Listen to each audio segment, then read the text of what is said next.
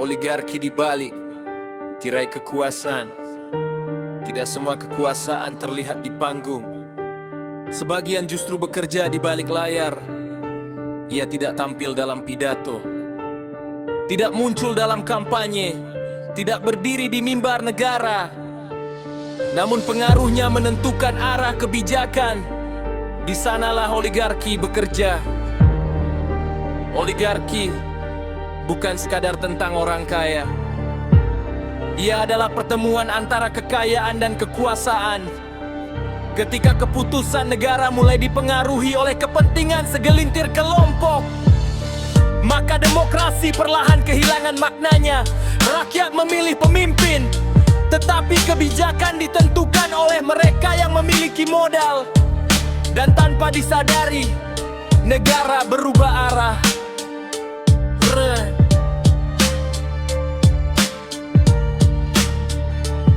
Dalam sistem seperti ini, kekuasaan tidak lagi sepenuhnya milik rakyat. Ia menjadi hasil kompromi. Kebijakan ekonomi disusun dengan pertimbangan investasi. Sumber daya alam dikelola dengan orientasi keuntungan. Pembangunan diarahkan pada pertumbuhan angka, bukan pemerataan kesejahteraan. Pertanyaannya sederhana: siapa yang paling diuntungkan? Negeri ini kaya, tanahnya subur, lautnya luas, mineralnya melimpah. Namun kekayaan alam tidak selalu berarti kesejahteraan rakyat. Di banyak tempat, masyarakat yang hidup di sekitar sumber daya justru tetap miskin. Mereka melihat kekayaan diangkut setiap hari, tetapi kehidupan mereka tidak berubah. Ironi itu terus berulang ketika izin usaha lebih mudah diberikan dibanding perlindungan rakyat. Ketika keuntungan lebih diutamakan daripada keberlanjutan lingkungan, maka negara sedang berdiri terlalu dekat dengan kekuatan modal. Dan jarak antara pemimpin dan rakyat semakin jauh. Oligarki bekerja secara halus. Ia hadir melalui dukungan politik, melalui pendanaan, melalui jaringan kekuasaan. Balasannya tidak selalu terlihat langsung, namun hadir dalam kebijakan yang menguntungkan kelompok tertentu.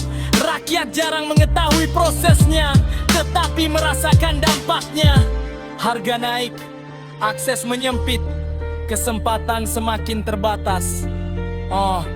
Dalam situasi seperti ini, keberanian pemimpin diuji. Apakah ia berdiri bersama rakyat atau tunduk pada tekanan kekuatan ekonomi? Memimpin negeri bukan sekadar mengelola anggaran, tetapi menjaga kedaulatan keputusan. Pemimpin sejati tidak mudah dikendalikan oleh kepentingan apapun yang merugikan rakyatnya. Bahaya terbesar oligarki bukan hanya ketimpangan ekonomi. Bahaya terbesarnya adalah hilangnya kepercayaan rakyat. Ketika masyarakat merasa suara mereka tidak lagi menentukan arah negara, maka apatisme tumbuh. Rakyat berhenti berharap, rakyat berhenti percaya, dan demokrasi kehilangan ruhnya. Sejarah menunjukkan bangsa yang kuat bukanlah bangsa yang kaya sumber daya, melainkan bangsa yang mampu memastikan kekayaannya dinikmati seluruh rakyat. Keadilan distribusi jauh lebih penting daripada besarnya kekayaan itu sendiri. Karena kekayaan tanpa keadilan hanya memperbesar jurang sosial. Pemimpin tidak diukur dari kedekatannya dengan elit, melainkan dari keberaniannya membela rakyat kecil. Ia harus mampu berkata tidak ketika kepentingan segelintir orang mengancam kepentingan bangsa. Sebab kekuasaan yang terlalu dekat dengan oligarki akan perlahan menjauh dari rakyat. Pada akhirnya, rakyat selalu melihat hasilnya. Apakah kekayaan negeri kembali kepada mereka, ataukah hanya berputar di lingkaran yang sama?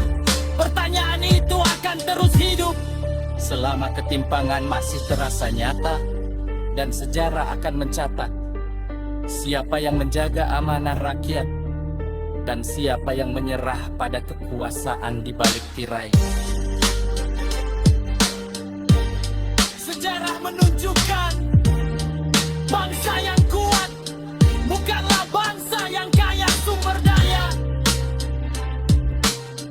melainkan bukan bangsa yang mampu memastikan kekayaannya dinikmati seluruh rakyat.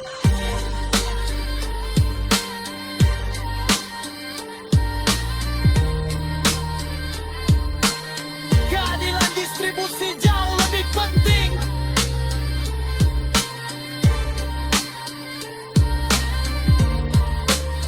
daripada besarnya kekayaan itu sendiri. Karena kekayaan tanpa keadilan hanya memperbesar jurang sosial.